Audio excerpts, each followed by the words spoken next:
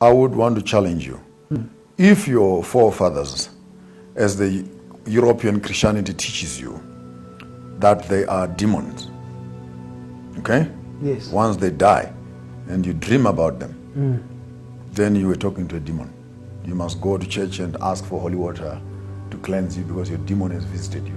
I don't want to work on the theology of that. I want to work on the side of cognitive dissonance. 100%. If your forefather who gave birth to your father is a demon, then what are you? A mini demon? Waiting to become.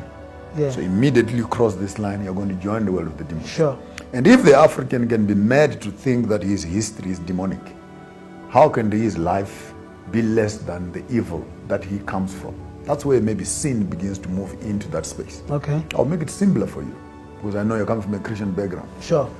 A dog gives birth to a dog. A donkey will birth a donkey. And why will God give birth to a human?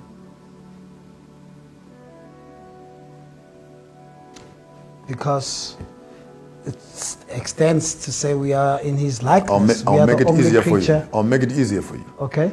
If what our Father is like, yes, we cannot become, then we are not of our Father who has made us. We are of the demons of which we have been taught we are. Okay. So if we believe the same biblical narrative that says we are children of Yah, then why are we listening to the first question that was asked in the book of Genesis, which we have not yet answered? Where are you, African? Number one, Adam, where are you? Number two, have you committed the sin? Number three, have you spoken to the snake? And the snake in this time is any form of deception in its European colonization and forms of spirituality that have come. And question number four, who said that you are naked?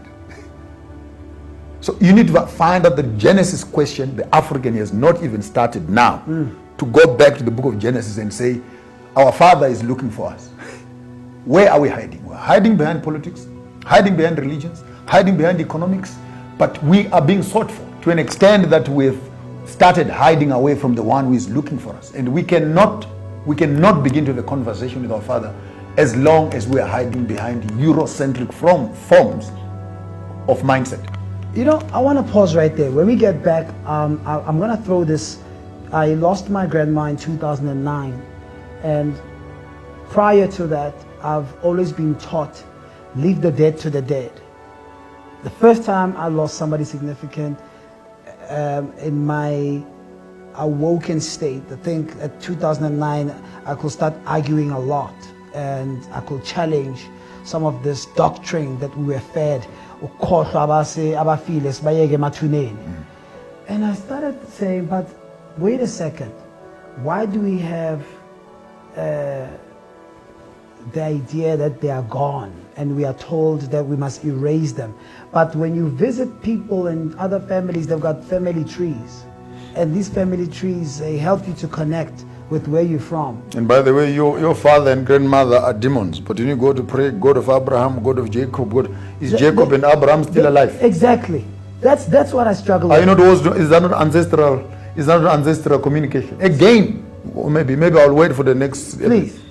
But again, let's be clear. Yeah. That when an African calls on Maponga, Marara, Mujena, Fumujena, Nokwara, Nduma, Tovera, Murenga, I am not worshiping them.